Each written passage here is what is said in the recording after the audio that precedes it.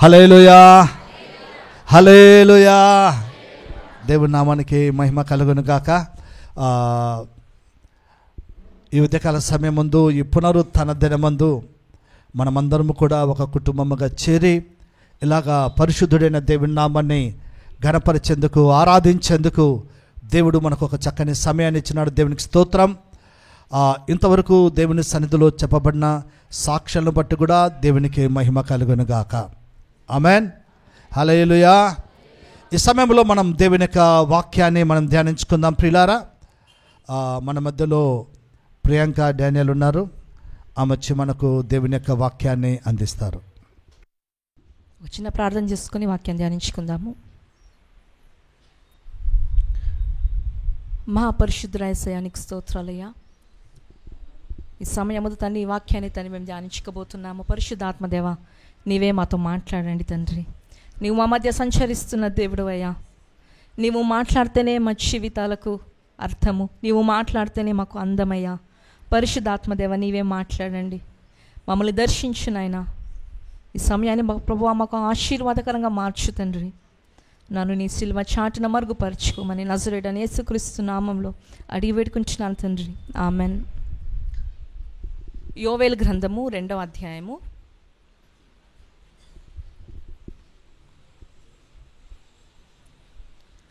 యోవేలు గ్రంథము 2వ అధ్యాయము 25వ వచనం.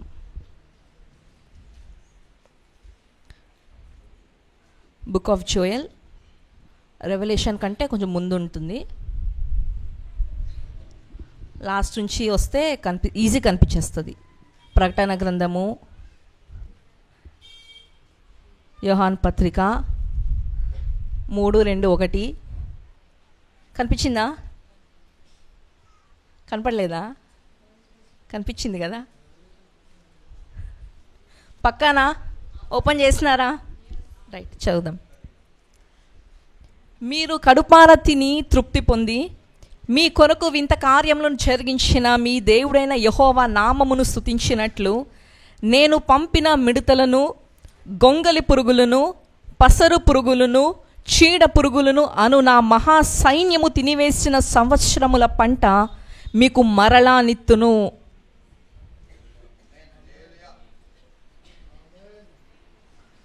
మళ్ళీ చదువుదాం.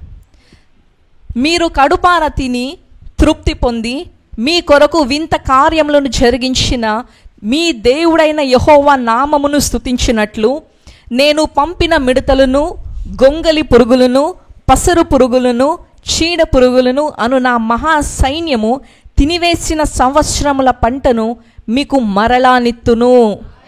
హల్లెలూయా. దేవుడు ఇక్కడ ఏం చెప్తా ఉన్నాడండి? మనతో పాటు మనతో ఏం మాట్లాడుతూ ఉన్నాడు ఈరోజు? తినివేసిన సంవత్సరముల పంటను మళ్ళీ తిరిగి నీకు ఇస్తాను. హల్లెలూయా. తినివేసిన పంట, సంవత్సరముల నుండి తినివేసిన పంట, సంవత్సరముల నుండి నష్టపోయిన పంట, సంవత్సరముల నుండి ఆగిపోయిన పంట తిరిగి నేను నీకు ఇస్తాను.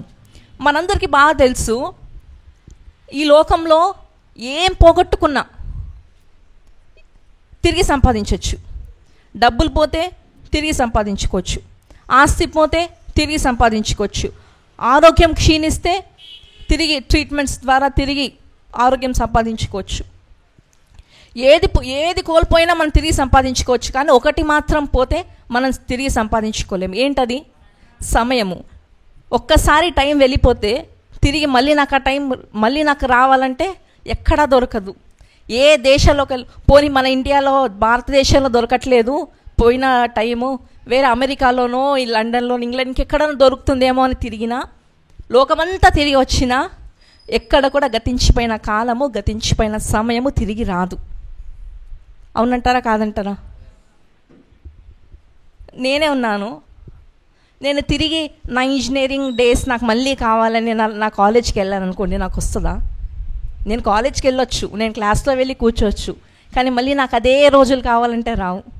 లేదు నేను స్కూల్కి వెళ్తాను, నాకు స్కూల్ రోజులే కావాలి అంటే స్కూల్కి వెళ్తాను, క్లాస్లో కూర్చుంటానేమో, కానీ నాకు మళ్ళీ ఆ రోజులు రావు. ఒక్కసారి వెళ్ళిపోయిన సమయము, ఒక్కసారి గతించిన సమయము మళ్ళా మనకు రాదు. కానీ దేవుడు ఇక్కడ ఏమంటా ఉన్నాడు? సంవత్సరముల పంట, తినివేసిన సంవత్సరముల పంటను మీకు మరలా ఇస్తాను. హల్లెలూయా. సమయము రాదు, అది నిజమే, మనందరికీ తెలుసు. కానీ మరి దేవుడు ఇక్కడ సంవత్సరం అంటే కాలము, సమయము, అది మళ్ళీ నేను ఇస్తా అంటున్నాడు. అది అసాధ్యం కదా, లోకపరంగా చూస్తే అసాధ్యము. కానీ దేవుని శక్తిపరంగా చూస్తే ఇది సాధ్యము. ఎందుకంటే కాలము, సమయము ఎవరి ఆధీనంలో ఉన్నాయి? దేవుని ఆధీనంలో ఉన్నాయి. హల్లెలూయా. కాబట్టి దేవుడు అంటే ఏమంటా ఉన్నాడు? గతించిపోయిన, తినివేసిన, పాడైపోయిన సంవత్సరాలు, నష్టపోయిన సంవత్సరాలు, వృధాగా అయిపోయిన సమస్యలు, వేస్ట్ అయిపోయిన సంవత్సరాలు ఏమైతే ఉన్నాయో తిరిగి నేను ఇస్తాను. ఈ మాట పలకడానికి ఈ యోవేలు గ్రంథంలో అప్పుడు ఉన్న పరిస్థితి ఎలా ఉందంటే, ఇశ్రాయేలీలు విత్తనము నాటుతూ ఉన్నారు.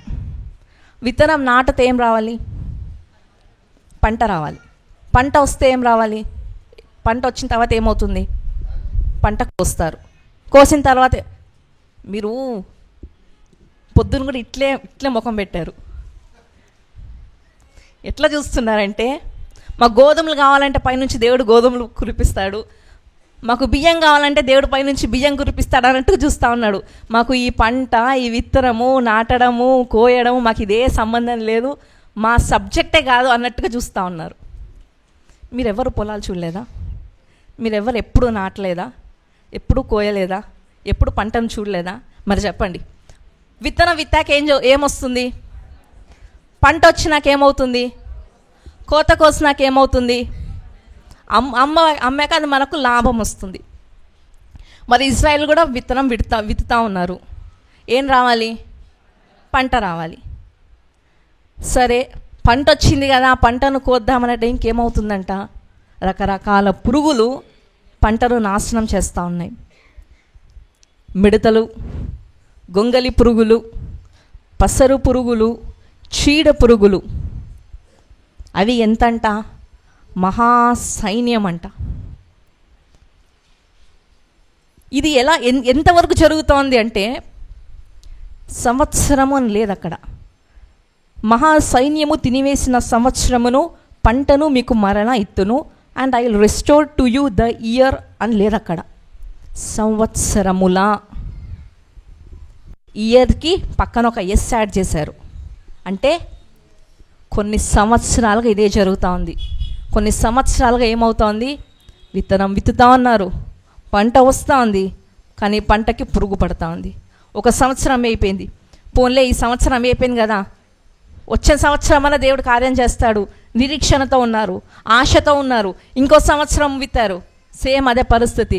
పోన్లే ఇప్పుడు కూడా పోన్లే, ఇంకొక సంవత్సరం అదే పరిస్థితి, ఇంకొక సంవత్సరం అదే పరిస్థితి. ఇలా సంవత్సరాలుగా వాళ్ళు విత్తుతా ఉన్నారు, వాళ్ళకు పంట వస్తుంది, కానీ ఆ పంట చేతికి అందట్లేదు. ఆ పంట పురుగులు నాశనం చేస్తూ ఉన్నాయి. చేతికి అందాల్సిన పంట జారిపోతూ ఉంది, చేతికి అందాల్సిన ఆశీర్వాదము జారిపోతూ ఉంది. ఇది ఇశ్రాయేలీయుల పరిస్థితి. ఈ పరిస్థితి వీళ్ళకు ఉంటుండగా 17th verse చూడండి ఒకసారి, అదే అధ్యాయము. ఇప్పుడు వీళ్ళ పరిస్థితి ఎలా ఉంది చూడండి. యెహోవాకు పరిచర్య చేయు యాచకులు మంటపమునకును బలిపీఠమునకును మధ్య నిలువబడి కన్నీళ్లు విరుచుచు ఏడుస్తూ ఉన్నారు. ఎందుకు ఏడుస్తూ ఉన్నారు? ఒక పక్కన పంట రావట్లేదు, ఆశీర్వాదం రావట్లేదు. యెహోవా నీ జనుల ఎడల జాలి చేసుకొని అన్యజనులు వారి మీద ప్రభుత్వము చేయునట్లు వారిని అవమానమునకు అప్పగింపకము. అయ్యా, ఒక పక్కనేమో ఆశీర్వాదం రావట్లేదు, ఒక పక్కనేమో ఆదాయం లేదు, చేతికి వచ్చిన ఆశీర్వాదం జారిపోతూ ఉంది. ఇదే ఒక పెద్ద బాధ అంటే, ఇంకో బాధ ఏంటంటే పక్కనున్న అన్యజనులు చూసి ఇష్టం వచ్చినట్లుగా మాట్లాడుతూ ఉన్నారయ్యా. వెక్కిరి మాటలు మాట్లాడుతూ ఉన్నారు, అవమానపరుస్తున్నారు. ఏంటి సంవత్సరాలుగా నష్టం తెస్తున్న ఈ దేవుణ్ణా మీరు ఆరాధిస్తున్నది? దేవుడు దేవుడు దేవుడు అని టైం అంతా వేస్ట్ చేశారు కదా, ఇదేనా, ఈయననేనా మీ దేవుడు? నష్టం కలిగిస్తున్న ఈ దేవుణ్ణేనా మీరు ఆరాధిస్తున్నది? ఈ దేవుణ్ణేనా మీరు సేవిస్తున్నదని ఇష్టం వచ్చినట్లుగా మాట్లాడుతున్నారయ్యా. మమ్మల్ని అవమానపరుస్తూ ఉన్నారు, ఎగతాళి చేస్తూ ఉన్నారు, నిందలు వస్తూ ఉన్నాయి. వాళ్ళు ఎప్పుడైతే మొరపెడుతున్నారో కరెక్ట్గా 10వ వచనంలో నెక్స్ట్ 10వ వచనం 27వ వచనంలో చూడండి, వాళ్ళు ఏడుస్తూ ఉన్నారు, మొరపెడుతూ ఉన్నారు. అయ్యా ఒక పక్కన ఏమి రావట్లేదు, ఇంకో పక్కన ఇష్టం వచ్చినట్లుగా మాటలు. ఏం చేయాలయ్యా, ఒక్కసారి జాలితో చూడు అని వాళ్ళు అడుగుతున్నప్పుడు కరెక్ట్గా 10వ వచనంలో అక్కడి నుండి నెక్స్ట్ 27th వర్స్లో దేవుడు ఇప్పుడు మాట్లాడడం స్టార్ట్ చేస్తాడు. అప్పుడు ఇశ్రాయేలుల మధ్య నున్నవాడను నేనే అనియు, నేనే మీ దేవుడనైన యెహోవాననియు, నేను తప్ప వేరు దేవుడు ఒక్కడును లేడనియు మీరు తెలుసుకొందరు, నా జనులు ఇక ఎన్నటికి సిగ్గునొందరు. హల్లెలూయా. 17th వర్స్లో అడుగుతా ఉన్నారు, ఏడుస్తూ ఉన్నారు, మొరపెడతా ఉన్నారు. కరెక్ట్గా నెక్స్ట్ 10వ వచనానికి దేవుడు ఏం మాట్లాడుతున్నాడంటే, ఎవరైతే అన్నారో, ఎవరైతే నేను అవమానపరిచారో, నీవు ఎవరైతే అవమానపడ్డారో, అవమానపరిచారో వారందరూ తెలుసుకుంటారు. ఏం తెలుసుకుంటారంటే నేనే దేవుడు అని వాళ్ళు అన్నారు కదా, ఈయననే నా మీ దేవుడు అని అన్నారు కదా. అందరూ తెలుసుకుంటారు. ఏమని తెలుసుకుంటారంటే ఈయనే దేవుడు అని తెలుసుకుంటాడు. ఎందుకు ఈయనే దేవుడు అని తెలుసుకుంటాడంటే, నేను అట్టి కార్యాన్ని చేయబోతున్నాను. ఏంటి ఆ కార్యం అంటే, సంవత్సరాల పంటను ఆ ఆశీర్వాదాన్ని నేను మరలా మీకు ఇస్తాను. ఇంకా మీరు ఎన్నటికి కూడా సిగ్గునొందరు. హల్లెలూయా. ఆ టైంలో ఈ దేవుడి మాట మాట్లాడితే వాళ్ళకి ఎంత ధైర్యం కలుగుతుంది కదా. రెండు వైపుల నుంచి కష్టమే, ఆశీర్వాదం లేదు, అవమానము. అటువంటి టైంలో ఇంకా నేను సిగ్గుపరచను అని ఒక మాట అది ఎంత ధైర్యాన్ని ఇస్తుంది. అందుకే యెషయా గ్రంథం 61:3లో కూడా దేవుడు ప్రవచనపూర్వకంగా ఇదే చెప్తాడు. ఏంటి, అవమానం పొందుతున్నావా, నిందింపబడుతున్నావా, దానికి 2 ఘనతను నీకు ఇస్తాను అని. హల్లెలూయా. మనం ఎంతైతే అవమానం పొందుతున్నామో, ఎంతైతే నిందలు పొందుతున్నామో, దానికి 2 ఆశీర్వాదాన్ని, దానికి 2 రెట్టింపు మేలులను దేవుడు మనకు అనుగ్రహించే దేవుడు. నిత్యానందమును దేవుడు మనకు అనుగ్రహించే దేవుడు. అయితే నిత్యానందం ఇస్తాడు, సంవత్సరాలు తినివేసిన పంట ఇస్తాడంటే దానికి ముందు నష్టం ఉంది కదా, దానికి ముందు ఆలస్యం ఉంది కదా, దానికి ముందు ఎదురు చూపు ఉంది కదా. ప్రాణం ఎంత బాధపడుతూ ఉంటుంది, అవునా? అందరూ అవమానపరుస్తున్నప్పుడు, అందరూ నిందిస్తున్నప్పుడు లోపల ఎంత కుమిలిపోతూ ఉంటాము, ఎంత కోపం వస్తూ ఉంటుంది. సరే మౌనం ఉంటాం, మౌనం అన్నిటికీ ఒక పేషెన్స్ లెవెల్ ఉంటుంది, అన్నిటికీ ఒక లెవెల్ అనేది ఉంటుంది. ఆ లెవెల్ దాటితే మనుషులము తట్టుకోలేము కదా. ప్రాణం తొందరపడుతూ ఉంటుంది, నోటి దాకా వస్తుంది మాట, కానీ మాట్లాడలేని పరిస్థితి. దావీదు అంటాడు 37వ కీర్తన 1వ అధ్యాయంలో, చెడ్డవారిని చూచి వ్యసన పడకము, దుష్కార్యములు చేయవారిని చూచి మత్సర పడకము. ఒకవేళ ఈరోజు ఇశ్రాయేలీయులు ఉండే పరిస్థితిలోనే మనము ఉండొచ్చేమో, మనం ఉన్నామేమో. అంతా నష్టమైపోతుంది. సంవత్సరాల నుంచి ఎదురు చూస్తూ ఉన్నాను, ఏం జరగట్లేదు నా జీవితంలో, ఏ ఆశీర్వాదం రావట్లేదు. ఇంకా నాకు నేను నిరీక్షణ కోల్పోయినా, నా వల్ల కానే కాదు. 1 సంవత్సరమా, ఇన్ని సంవత్సరాలుగా అనుభవిస్తూనే ఉన్నాను కదా, ఇన్ని సంవత్సరాలు నష్టం అవుతూనే ఉంది, ఇన్ని సంవత్సరాలు నాకు ఆశీర్వాదం రావట్లేదు, ఇన్ని సంవత్సరాలు నేను నా కెరియర్లో ఫెయిల్ అవుతూనే ఉన్నాను, ఇన్ని సంవత్సరాలుగా నా వ్యాపారంలో నాకు నష్టమే వస్తుంది, ఇన్ని సంవత్సరాలు నాకు ఉద్యోగమే అవ్వట్లేదు, ఇన్ని సంవత్సరాలు నాకు వివాహమే అవ్వట్లేదు, ఇన్ని సంవత్సరాలు నా కుటుంబం కట్టబడట్లేదు, ఇన్ని సంవత్సరాలు నా కోర్టు కేసు తీరట్లేదు, వాయిదాల మీద వాయిదాలు పడుతూనే ఉన్నాయి, ఇన్ని సంవత్సరాలుగా నా అప్పులు తీరట్లేదు, సంవత్సరాలు పోతా ఉన్నాయి, కానీ దానికి ఇంట్రెస్ట్ పెరుగుతూనే ఉంది, నా అప్పులు పెరుగుతూనే ఉన్నాయి, నేను కట్టాల్సిందే పెరుగుతూనే ఉంది, కానీ అది ఆగట్లేదు, నాకు ఆశీర్వాదం రావట్లేదు, నా జీవితంలో ఏ మేలులు జరగట్లేదు అన్న పరిస్థితుల్లో ఈరోజు నువ్వు ఉంటే దేవుడు మనతో మాట్లాడుతున్నాడు. కొంచెం తట్టుకో, కొంచెం ఊరుకో, వ్యసన పడద్దు, చింతపడద్దు, ఫ్రస్ట్రేట్ అవ్వద్దు, కోప్పడద్దు. కోపం వస్తుంది, మనుషులు కాకపోతే ఇంకెవరికి వస్తుంది అది కోపము? మనుషులు కాకపోతే ఇంకెవరికి వస్తుంది బాధ? మనుషులు కాకపోతే ఇంకెవరికి వస్తుంది ఏడుపు? నేను మంచిగానే ఉన్నాను, నేను మంచి భక్తి చూపిస్తూ ఉన్నాను దేవునికి, నేను వారం చర్చికి వస్తూ ఉన్నాను, నేను వాక్యం చదువుతున్నాను, నేను ఆరాధిస్తున్నాను, నేను ప్రార్థన చేస్తూ ఉన్నాను, నేను మంచి కార్యాలు చేస్తూ ఉన్నాను, సత్కార్యాలు చేస్తూ ఉన్నాను. నాకు ఏమీ జరగట్లేదు కానీ వాడు ఉన్నాడు కదా, దుష్కార్యాలు చేస్తాడు, దరిద్రుడు, వాడికి అన్నీ కలుగుతామని నాకు ఏం కలగట్లేదు. దావీదు అదే అంటాడు, చెడ్డవారిని చూచి వ్యసన పడకము, దుష్కార్యములు చేయవారిని చూచి మత్సరపడకము. తొందరపడొద్దు, టెన్షన్ పడొద్దు, వరి తీసుకోకు, ఫ్రస్ట్రేట్ అవ్వద్దు. ఎందుకంటే వారి గడ్డి వలనే త్వరగా ఎండిపోవుదురు. హల్లెలూయా. వాళ్ళ గడ్డిలా త్వరగా ఎండిపోతే మనం ఎలా అంట, పచ్చని ఒలీవ మొక్కలా ఉంటామంట. హల్లెలూయా. ఆరిపోయే దీపానికి ఏం ఎక్కువ చెప్పాలి? ఆరిపోయే దీపానికి ఏం ఎక్కువ? వెలుగు ఎక్కువ. వాడు వెలిగింపబడుతున్నాడు, నేను వెలిగించట్లేదు. వాడికి ఆశీర్వాదము నాకు రావట్లేదు. వాడు బాగుపడిపోతున్నాడు, నేను బాగుపడట్లేదు. నేను చేయాల్సినంత కరెక్ట్గా చేస్తూనే ఉన్నాను. వాడు గడ్డిలా ఎండిపోతాడు. నువ్వు ఎండిపోతావా? గడ్డి త్వరగా ఎండిపోతుంది. ఎండిపోవాలా? యెహోవా యందు నమ్మిక ఉంచి మేలు చేయము. నువ్వు చేయాల్సింది నువ్వు చేయి. దేశమందు నివసించి సత్యమును అనుసరించుము, యెహోవాను బట్టి సంతోషించుము, ఆయన నీ హృదయ వాంఛలను తీర్చును. హల్లెలూయా. మన హృదయ వాంఛలను ఎవరండి తీరుస్తారు? దేవుడే. ఆయన అన్యాయం చేసే దేవుడు కాదు, ఆయన అవమానపరిచే దేవుడు కాదు. మనము సిగ్గు నొందడం ఆయన చిత్తము కాదు, మనం అవమానం నొందడం ఆయన చిత్తము కాదు. కలుగుతుంది, బాధ కలుగుతుంది, నొప్పి కలుగుతుంది, కోపం వస్తుంది, విసుగొస్తుంది. తట్టుకోవాలి. ఎందుకంటే సంవత్సరముల పంటను ఆయన మరలా మనకు అనుగ్రహించే దేవుడు. హల్లెలూయా. ఒక ఇద్దరి జీవితాలను చూద్దాము బైబిల్లో.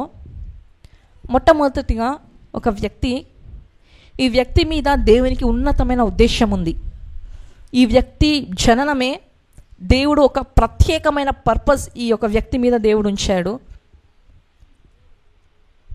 భయంకరమైన విషయం ఏంటంటే, ఈ వ్యక్తి ఎప్పుడైతే జన్మిస్తాడో అప్పుడే రాజు ఒక భయంకరమైన ఆర్డర్ పాస్ చేస్తాడు, పుట్టిన ప్రతి మగబిడ్డను చంపేయాలి అని.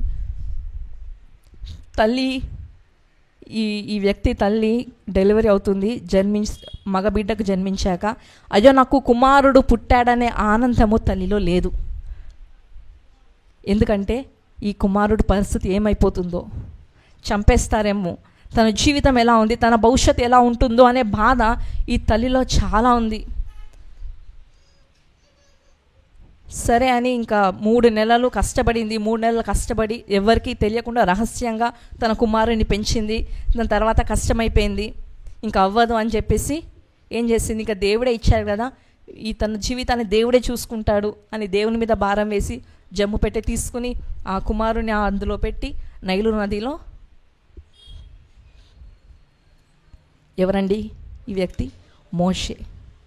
నిజానికి మోషే యొక్క జీవిత పర్పస్ ఏంటి? మోషే పట్ల దేవుని ఉద్దేశం ఏంటి? ఒక నాయకుడుగా అవ్వాలి. తను ఒక నాయకుడు. ఇశ్రాయేలీలు 430 ఇయర్స్, అన్ని సంవత్సరాల నుంచి కూడా ఎదురు చూస్తూ ఉన్నారు, మాకంటే ఒక నాయకుడు వస్తాడు, మమ్మల్ని ఆ నాయకుడు విడిపిస్తారని ఎదురుచూపులో ఇశ్రాయేలీలు ఉంటే దేవుడు మోషేను పుట్టించాడు. మోషేకు ఒక ప్రత్యేకమైన పర్పస్ని దేవుడు మోషేకు అనుగ్రహించి, నాయకుడు మోషే, నువ్వు నాయకుడివి, నువ్వు నాయకుడు అవుతావు, ఇశ్రాయేల్ అందరినీ ఆ బంధకం నుండి నువ్వు విడిపిస్తావు అని తలంపు మోషే ఎడల దేవునికి ఉంటే, మోషే జన్మిస్తాడు. జన్మించిన తర్వాత అద్భుత రీతిగా మోషే పుట్టినప్పటి నుంచి దేవుడు అద్భుత కార్యాలు మోషే జీవితంలో చేస్తూనే ఉన్నాడు. ఎందుకంటే ఏ రాజు అయితే పిల్లలందరూ చనిపోవాలని ఆర్డర్ వేశాడో, మోషే వెళ్ళి అదే రాజు కుమార్తె దగ్గర అదే రాజు ఇంట్లో మోషే పెరుగుతాడు. అద్భుతమా కాదా? ఎవరైతే వీడు నువ్వు చంపు వీడిని అన్న వాడి ఇంట్లోనే పెంచడం ఎంత ఆశ్చర్యమో అది. ఇప్పుడు మోషే రాజు ఇంట్లో గృహంలో పెరుగుతూ ఉన్నాడు. మంచి అన్ని విద్యలు నేర్చుకుంటున్నాడు, అన్ని స్కిల్స్ నేర్చుకున్నాడు, మంచి లీడర్షిప్ క్వాలిటీస్ నేర్చుకున్నాడు, మంచి టాప్ యూనివర్సిటీలోంచి మంచి ఎడ్యుకేషన్ మోషేకి అందింది. 40 సంవత్సరాలు వచ్చాయి మోషేకి. రాజగృహంలో ఎంత బాగుంటుందండి, ఎంత సౌకర్యంగా ఉంటుంది రాజగృహంలో. అంత విలాసవంతమైన సౌకర్యాల మధ్యలో ఉన్న మోషే మనసంతా ఎక్కడుందంటే తన జనాంగము మీద ఉంది. ఇశ్రాయేలీయులు వెట్టి చాకిరీ చేస్తూ ఉన్నారు కదా, బాధపడుతున్నారు కదా, ఏడుస్తున్నారు కదా, తన మనసంతా వారి మీద ఉంది. ఒక రోజున తన దేశపు వాడు ఐగుప్తీయుడు ఇద్దరు మధ్య చిన్న వాగ్వాదం జరుగుతుంది. ఐగుప్తీయుడు హీనంగా చూస్తాడు. హీనంగా చూసినప్పుడు మోషే తట్టుకోలేకపోయాడు. సర్రన లేనిది మోషేకి కోపం తట్టుకోలేకపోయాడు. ఆన్ ది స్పాట్ అక్కడికక్కడ ఐగుప్తీయుని చంపేశాడు. ఏ ఎవిడెన్స్ లేకుండా మొత్తం అంతా క్లీన్ చేసేసి, ఆన్ ది స్పాట్లో చంపి క్లీన్ చేసేసి అక్కడికక్కడే బరియల్ కూడా చేసేసాడు. ఈ విషయం ఎవరికి తెలియదులే అని అనుకున్నాడు, కానీ విషయం కాస్త ఫరో వరకు వెళ్ళిపోతుంది. ఫరో మోషేని చంపాలనుకుంటాడు. ఇప్పుడు మోషే ఏం చేయాలి? పారిపోతా ఉన్నాడు. నిన్నటి దాకా నా వాడిని మిస్ట్రీట్ చేస్తారా, నా వాడిని ఇష్టం వచ్చినట్లుగా మాట్లాడతారా, నా వాడిని, నా దేశపు వాడిని చిన్న చూపు చూస్తారా, చంపుతా నిన్ను అని చంపిన మోషే ఈరోజు పారిపోతూ ఉన్నాడు. ఎక్కడికి పారిపోతూ ఉన్నాడు? అరణ్యంలోకి పారిపోతూ ఉన్నాడు. మోషే యొక్క పర్పస్ ఏంటండి? మోషే పిలుపేంటి? నాయకుడు కాస్త ప్రాణ భయముతో పరిగెడుతూ ఉన్నాడు, ఉరుకుతూ ఉన్నాడు అడవిలోకి. ఒక దేశానికి వెళ్తాడు. ఆ దేశపు యాజకుడు మోషేకు ఏమిస్తాడు? ఆశ్రయం ఇస్తాడు. ఆశ్రయం ఇచ్చాక జాబ్ ఇస్తాడు. జాబ్ ఇచ్చాక తన కుమార్తెనే మోషేకి ఇచ్చి పెళ్లి చేస్తాడు. ఇప్పుడు మోషేకి ఏముంది? ఆశ్రయం ఉంది, ఉండడానికి ఇల్లు ఉంది, చేసుకోవడానికి పని ఉంది, మంచి భార్య, పిల్లలు, ఫ్యామిలీ ఉంది. చాలు కదా మనిషికి ఇంకేం కావాలి? నివాసం ఉండడానికి స్థలం ఉంది, తినడానికి తిండి ఉంది, చేసుకోవడానికి పని ఉంది, భార్య, పిల్లలు. ఇంతకంటే ఒక మనిషికి ఇంకేం కావాలండి? అవునా కాదా?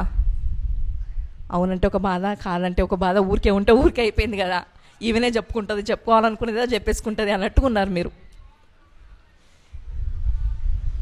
మనిషికి తిండి, స్థలము, బట్టలు, పని, కుటుంబము, ఇంతకంటే ఒక మనిషి ఇంకేం అవసరం లేదు. కానీ ఈ విషయము మోషకు అప్లికేబుల్ కాదు. ఎందుకంటే మోషకు ఒక ప్రత్యేకమైన పర్పస్ ఉంది, ఒక ప్రత్యేకమైన పిలుపు ఉంది మోషే మీద. 40 సంవత్సరాలకి పారిపోయి వచ్చేస్తాడు. తన మామ దగ్గర ఉండి గొర్రెలను కాచుకుంటూ తన కుటుంబాన్ని చూసుకుంటూ, పర్లేదులే ఇంకా పిలుపు అంటారు, ఇంకా ఏం చేస్తాం, అందరి లైఫ్లో కొన్నిసార్లు ఇట్లా జరుగుతుందని కాంప్రమైజ్ లైఫ్ని బతుకుతూ ఉన్నాడు మోషే.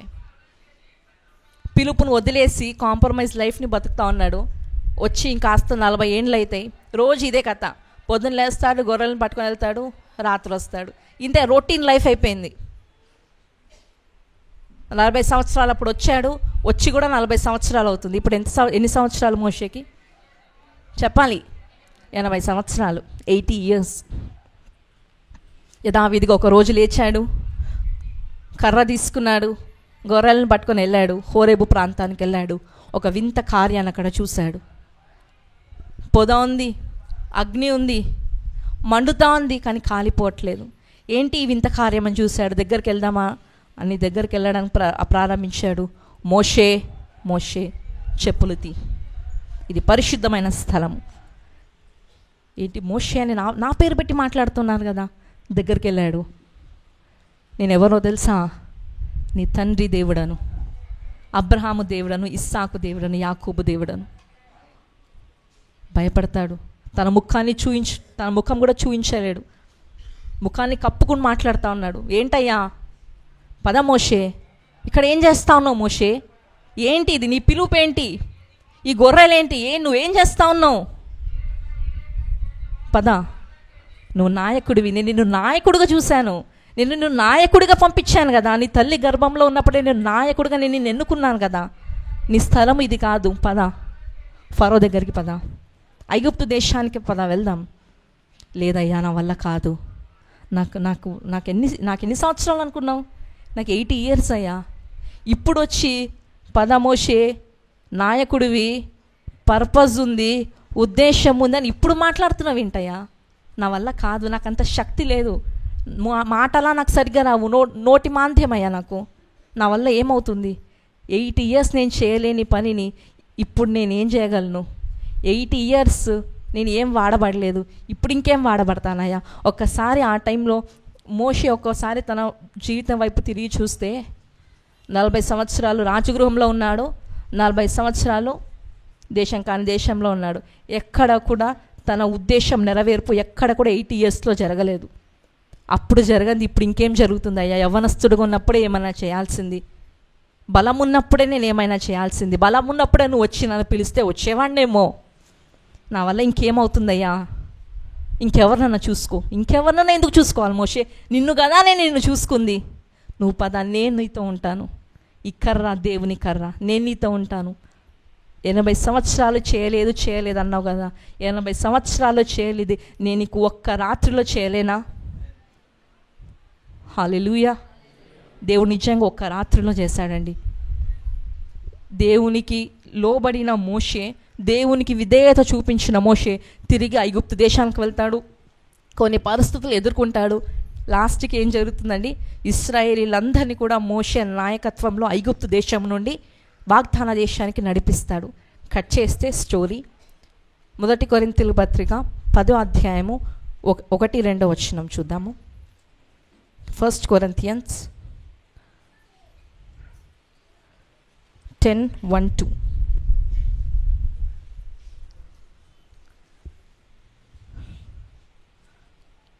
సహోదరులారా, ఈ సంగతి మీకు తెలియకుండుట నాకు ఇష్టం లేదు.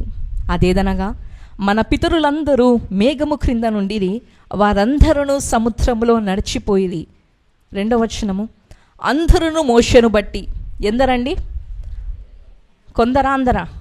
అందరూ మోషేను బట్టి మేఘములోనూ సముద్రములోనూ బాప్తిజమం పొందిరి. హల్లెలూయా. అందరూ కూడా మోషేను బట్టి బాప్తిజం తీసుకున్నారంట, బాప్తిజం పొందారు. ఎవరు అందరంటే ఇజ్రాయేల్ అందరూ కూడా ఐగుప్తు దేశము నుండి బయటకు వచ్చిన తరువాత ఎర్ర సముద్రం వారి ముందు ఎదురవుతుంది. దేవుడు ఆ ఎర్ర సముద్రాన్ని చీల్చి పాయలుగా చీల్చి దాని మధ్యలో, సముద్రము మధ్యలోంచి నడిపిస్తాడు. వారికి బాప్తిస్మము అనుభవము ప్రతి ఒక్కరు కూడా పొందుకుంటారు. హల్లెలూయా. ఎవరిని బట్టి? మోషేను బట్టి. ఎవరి నాయకత్వంలో? మోషే నాయకత్వంలో. ఆ సైన్యం కౌంట్ ఎంత అండి? 6 లక్షల పురుషులు కదా. 6 లక్షల పురుషులకి స్త్రీలు అనుకోండి, 6 లక్షల స్త్రీలు ఎంత అయింది? 12 లక్షలు. ఇద్దరు పిల్లలు వేసుకోండి, నేను జస్ట్ రఫ్గా వేస్తున్నా. ఎందుకంటే ఒకరికి 2 ఉండొచ్చు, 3 ఉండొచ్చు భార్యలు. బట్ మనం వన్ హస్బెండ్ 1 వైఫ్ 2 చిల్డ్రన్, ఈ క్యాలిక్యులేషన్లో ఎంతమంది అవుతారు? 24 లక్షల మంది. జస్ట్ అప్రాక్సిమేట్లా, జస్ట్ అప్రాక్స్గా 24 lakhs. 24 lakhs వద్దులే, 20 lakhs వేసుకుందాం. ఇప్పుడు 20 లక్షల మంది ఉన్నారు. ఈ 20 లక్షల మంది ఏం తీసుకున్నారు? బాప్తిజమం పొందారు. ఎవరి నాయకత్వంలో? మోషే నాయకత్వంలో. ఎవరిని బట్టి? మోషేను బట్టి. మోషేకి ఎన్ని సంవత్సరాలు? 80 సంవత్సరాలు. హల్లెలూయా. అర్థమవుతుందా? ఒకవేళ 80 సంవత్సరాలు తన జీవితం అంతా కూడా మోషే ఒక్కొక్క సంవత్సరం ఒకవేళ బాప్తిజమం ఇస్తే ప్రతి సంవత్సరం ఎంతమందికి ఇవ్వాలండి?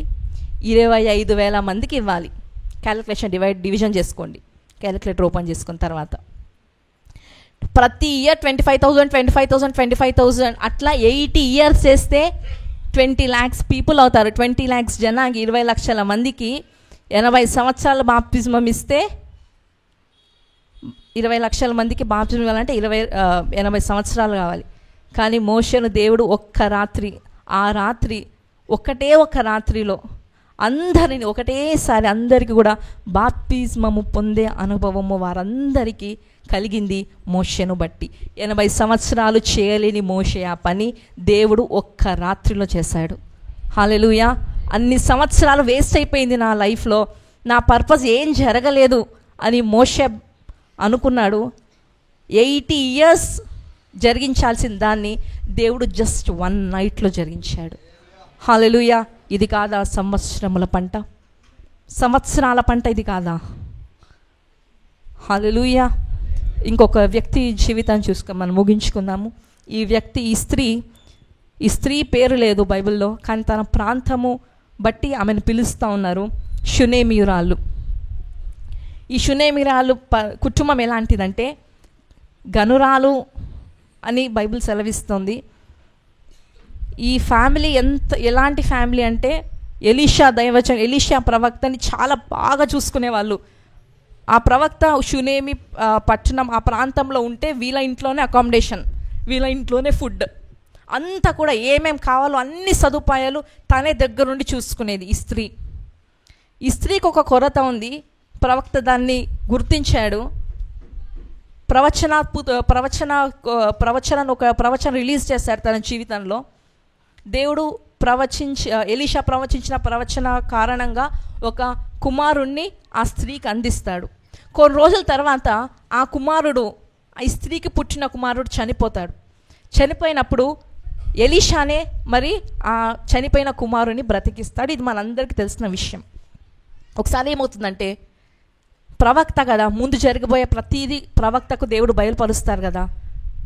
కాబట్టి ఆ ప్రవక్త షూనేమిరాలను పిలిచి, అమ్మ నువ్వు ఈ దేశంలో ఉండటం నీకు క్షేమం కాదు, ఎందుకంటే ఇప్పుడు నెక్స్ట్ ఈ దేశంలో కరువు రాబోతోంది, కాబట్టి నువ్వు ఈ దేశం నుంచి వెళ్ళిపో, నువ్వు నీ బిడ్డను తీసుకొని ఇక్కడ నుంచి వెళ్ళిపో, నువ్వు ఇక్కడ ఉంటే నీకు మంచిగా ఉండదు, నీకు క్షేమం ఉండదు, నీకు కష్టం అవుతుంది అని ప్రవక్త ముందుగానే ఈ షూనేమిరాలకు బయలుపరుస్తాడు. ప్రవక్త మాటను విని విధేయత చూపించి తను లేచి ఫిలిస్తీన్ల దేశానికి వెళ్తుంది. 7 సంవత్సరాలు అయిపోతుంది. 7 సంవత్సరాలు అయ్యాక తిరిగి వచ్చి చూస్తే తన ఇంటిని వేరే వాళ్ళు అక్రమంగా స్వాధీనం చేసుకున్నారు. అయ్యో, నా ఇల్లు వేరే వాళ్ళు వచ్చి అక్రమంగా స్వాధీనం చేసుకున్నారు కదా అని పొలం దగ్గరికి వెళ్తే తన పొలాన్ని కూడా వేరే వాళ్ళు స్వాధీనం చేసుకున్నారు, అక్రమంగా కబ్జా చేసేసుకున్నారు. తన ఆస్తి అంతా కోల్పోయింది. ఏం చేశాను నేను? దైవజనుడు మాట విన్నాను, దైవజనుడి మాటకు విధేయత చూపించే వెళ్ళాను కదా, కానీ వచ్చేటప్పటికి నాకు నష్టం కలిగిందే. కానీ ధైర్యం విడిచిపెట్టలేదు, సాక్ష్యము విడిచిపెట్టలేదు. వెంటనే రాజు అపాయింట్మెంట్ తీసుకుంది, రాజు దగ్గరికి వెళ్ళాలనుకుంది, రెడీ అవుతా ఉంది. కరెక్ట్గా ఏమైందో ఏమో తెలియదు కానీ కరెక్ట్గా అదే రోజు అదే టైంలో ఎంత విచిత్రం అంటే రాజుకి ఈ ఎలీషా ప్రవక్త గురించి తెలుసుకోవాలనిపించిందంట. ఈమె జస్ట్ అపాయింట్మెంట్ తీసుకుంది, రాజు దగ్గరికి వెళ్ళాలని నిశ్చయించుకుంది. కరెక్ట్గా అప్పుడే ఈ రాజుకి ఎలీషా ప్రవక్త గురించి వినాలనిపించింది. ఎలీషా పక్కన ఉంటే గెహజీని పిలిచి, గెహజీ చెప్పు ఎలీషా గురించి, ఆ ప్రవక్త గురించి చెప్పు, ఆ ప్రవక్త గొప్పతనం గురించి చెప్పు అని మాట్లాడుతున్నప్పుడు గెహజీ చెప్పడం స్టార్ట్ చేశాడు. అయ్యా, ఈయన మామూలు ప్రవక్త కాదు, ఈయన ఎంత పెద్ద ప్రవక్త తెలుసా, ఒక కుమారుడు చనిపోతే ఆ కుమారుడిని లేపుతాడు, బ్రతికిస్తాడు అని ఎలీషా గురించి అతను చెప్తా ఉన్న టైంలో కరెక్ట్గా ఈ సిచ్యువేషన్ చెప్తా ఉన్న టైంలో కరెక్ట్గా ఏ కుమారుడు గురించి అయితే చెప్తా ఉన్నారో గెహజీ, కరెక్ట్గా ఆ కుమారుడు తల్లి ఎంటర్ అవుతా ఉన్నారు. ఎంత కోఇన్సిడెన్స్ కదా. వెంటనే గెహజీ చెప్తాడు, అయ్యా ఇప్పుడు చెప్తా ఉన్నాను కదా, ఇతనే ఆ కుమారుడు, అతనే, ఇదిగో వాళ్ళ తల్లి పక్కన ఉండేది ఆమెనే, తన తల్లి ఆమెనే ఆ షూనేమిరాలు, ఆమె గురించే నేను ఇంతసేపు చెప్తా ఉన్నది, ఆ కుటుంబం గురించే నేను ఇంతసేపు చెప్తా ఉన్నది, ఆ కుమారుడు గురించే నేను ఇంతసేపు చెప్తా ఉన్నది. ఆమె రాకముందే ఆమె గురించి దేవుడు రాజుకి ఏమేమి తెలియచేయించాలో అంతా తెలియచేయించేశాడు. ఏం నీ పరిస్థితి, నీ ప్రాబ్లం ఏంటి అన్నప్పుడు, అయ్యా దైవజనుని మాట విన్నాను, కరువు వస్తుంది అన్నారు, దైవజనుని మాట వినే వెళ్ళాను, నేను విధేయత చూపించే వెళ్ళాను, తిరిగి వచ్చేలోపు నా ఇల్లు నాకు లేదు, నా పొలము నాకు లేదు, నా ఆస్తి ఏది నాకు లేదయ్యా, డాక్యుమెంట్స్ అన్నీ చేంజ్ అయిపోయాయి. వెంటనే రాజు ఏం చేస్తాడని తెలుసా, ఒక అధికారిని, ప్రత్యేకంగా స్పెషల్ ఆఫీసర్ని అపాయింట్ చేసి, నువ్వు వెళ్ళి తనకు రావాల్సింది, తనది అంటూ ఆస్తి ఏముందో అది వెంటనే తనది తనకు వచ్చేలా చూడు అని వెంటనే అపాయింట్ చేస్తాడు. ఎప్పుడైతే 7 సంవత్సరాల తర్వాత తను వెనక్కి వచ్చి నాదయ్యా ఈ స్థలము, నాదయ్యా ఈ పొలం అన్నప్పుడు అవమానపరచబడిందో, ఇప్పుడు వారే వచ్చి చెప్తాను, అమ్మా సారీ అమ్మా, ఇదిగో తీసుకొని డాక్యుమెంట్స్. హల్లెలూయా. తన ఇల్లే కాదు, తన పొలమే కాదు, తను వెళ్ళి 7 సంవత్సరాలు అయింది కదా, 7 సంవత్సరముల పంట ఫలము కూడా తిరిగి ఆమె పొందుకుంది. హల్లెలూయా. దేవుడు సమకూరుస్తే ఆశీర్వాదకరంగా ఉంటుంది. హల్లెలూయా. మోషే, షూనేమిరాలు ఈ ఇద్దరి జీవితంలో ఒక కామన్ ఉంది. ఏం తెలుసా, మోషే దేవునికి విధేయత చూపించి తిరిగి పిలుపుకు వెళ్ళాడు, పిలుపు తగినట్టు వెళ్ళాడు. ఈ షునేమీరాలు కూడా దైవజనుని మాటకు విధేయత చూపించి వెళ్ళినా కూడా తనకు నష్టం కలగలేదు. దేవుని మాట విన్న మోషే కూడా నష్టం కలగలేదు. 80 సంవత్సరాలు జరగనిది ఒక్క రాత్రిలో జరిగించాడు దేవుడు. 7 సంవత్సరాల పంట ఫలమును కూడా తిరిగి ఈమె పొందుకునేలా చేశాడు. హల్లెలూయా. ఇది కాదా సంవత్సరముల పంట? యోహాను సువార్త 10:10 చూసుకొని ముగించుకుందాము. యోహాను సువార్త 10:10లో ఏముందండి? దొంగతనానికి, హత్య చేయడానికి, నాశనము చేయడానికి వస్తాడంట. కానీ దేవుడు ఎందుకు వస్తాడండి? జీవం ఇవ్వడానికి వస్తాడు. ఆ జీవం ఎలాంటి జీవము? సమృద్ధి జీవము. హల్లెలూయా. ఈరోజు ఏ దొంగ అయితే మన టైంని కానీ, మన ఆస్తిని కానీ, మన డబ్బుని కానీ, మన మనశ్శాంతిని కానీ ఏది దొంగ దోచుకున్నాడో దేవుడు అంటా ఉన్నాడు, వాని దగ్గర నుంచి లాక్కొని తిరిగి ఇస్తాను. లాక్కొని తిరిగి ఇచ్చినప్పుడు ముందున్నట్టుగా కాదు, సమృద్ధిగా ఇస్తాను. హల్లెలూయా. ఇందాక మనం చదివిన మాటనే మళ్ళీ చదువుతాము. యోవేలు గ్రంథము 2వ అధ్యాయము 25వ వచనము. యోవేలు 2:25. మీరు కడుపాల తిని తృప్తి పొంది మీ కొరకు వింత కార్యములను జరిగించిన. మన కొరకు ఏ కార్యములు చేశారండి? వింత కార్యాలంట, ఆశ్చర్య కార్యాలు చేశాడంట. ఏంటి ఆశ్చర్య కార్యాలంటే? అపవాది దొంగ మనల నుంచి దోచుకున్న దానికి దేవుడు ఇంట్రెస్ట్తో సహా మనకు అనుగ్రహిస్తాడంట. అది ఆశ్చర్య కార్యము, అదే వింత కార్యము. ఆ వింత కార్యములు జరిగించిన మీ దేవుడైన యెహోవా నామమును ఏం చేయాలంట? స్తుతించునట్లు నేను పంపిన మిడతలను, గొంగలి పురుగులను, పసరు పురుగులను, చీడ పురుగులను అను నా మహా సైన్యము తినివేసిన సంవత్సరముల పంటను మీకు మరలా ఇత్తును. మన కోసం దేవుడు గొప్ప వింత కార్యాలు చేయబోతున్నాడు. ఎక్కడైతే అక్రమంగా దోచుకున్నాడో అపవాది, దాన్ని తిరిగి సమృద్ధిగా అపవాది దగ్గర నుంచి లాగి తిరిగి సమృద్ధిగా మనకు ఇవ్వడానికి సిద్ధంగా ఉన్న దేవుడు మన దేవుడు. అది ఏ విషయంలో అయినా కావచ్చు. సమయమా, ఆరోగ్యమా, ఉద్యోగమా, వ్యాపారమా, కుటుంబమా, ఏదైనా కానీ దేవుడు ఈరోజు ఒకవేళ అపవాది నీ నుండే దొంగలిస్తుంది, వాడు వచ్చేదే దొంగిలించడానికి, వాడు వచ్చేదే నాశనం చేయడానికి, నాశనం చేయాలని నీ దగ్గర నుంచి లాక్కున్నాడేమో, నాశనం చేయాలని మన దగ్గర నుండి లాక్కున్నాడేమో, కానీ దేవుడు వాని దగ్గర నుంచి తిరిగి లాక్కొని సమృద్ధిగా మనకు అనుగ్రహించే దేవుడు మన దేవుడు. అటువంటి వింత కార్యాలు మన జీవితంలో జరిగించే దేవుడు. కాబట్టి మనం ఆయనను స్తుతించాలి. ఎందుకంటే తినివేసిన సంవత్సరముల పంటను మరలా మనకు అనుగ్రహించే దేవుడు మన దేవుడు. దేవుడు ఈ వాక్యాన్ని దీవించును గాక. మనమందరం లేచి నిలబడి ప్రార్థన చేసుకుందాము. మన మనసులకు చెప్పుకుందాం, ఓ నా మనస్సా తొందరపడొద్దు, ఓ నా మనస్సా విసుగునొందొద్దు, ఓ నా మనస్సా కోపగించుకోవద్దు, ఓ నా మనస్సా బాధపడద్దు. దేవుని స్తుతించు. వింత కార్యములను నా కోసము దేవుడు చేయబోతున్నాడు. నన్ను అలంకరించబోతున్నాడు. మనస్సా బాధపడద్దు, తొందరపడద్దు. మరలా ఆయన సమకూరుస్తా ఉన్నాడు. సమకూర్చే దేవుడు మన దేవుడు. నా దేవుడు సమకూర్చే దేవుడు. వ్యర్థమైపోయిన ప్రతిదీ కూడా, కోల్పోయిన ప్రతిదీని కూడా రెండంతలుగా ఇచ్చే దేవుడు నా దేవుడు. సమృద్ధిగా ఇచ్చే దేవుడు నా దేవుడు. కాబట్టి మనసాను తొందరపడద్దు, కాబట్టి మనసా బాధపడద్దు.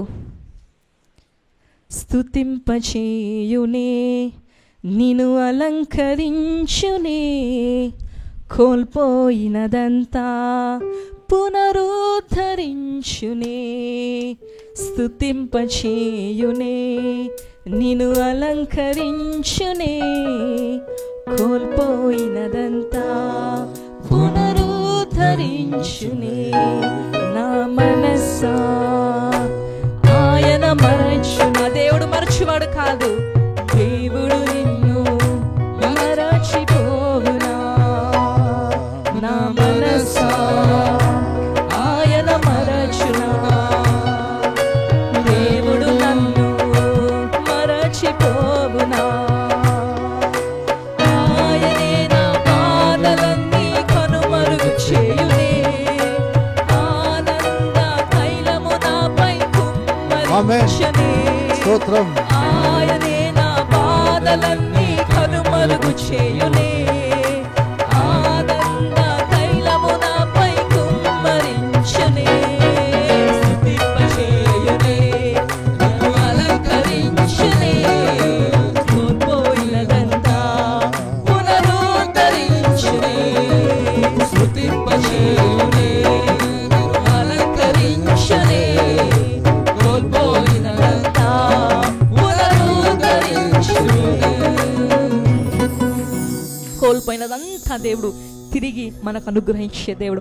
ఆయన మర్చిపోలేదు, ఆయన విడిచిపెట్టలేదు. ధైర్యంగా ఉందాము, ధైర్యంగా ఉండి, అయ్యా మాటిచ్చావు కదయ్యా, సంవత్సరాల పంట తిరిగి సమకూరుస్తానన్నావు, రెస్టోర్ చేస్తానన్నావు, కార్యము చేయండి అయ్యా, వింత కార్యాలు జరిగించండి అయ్యా.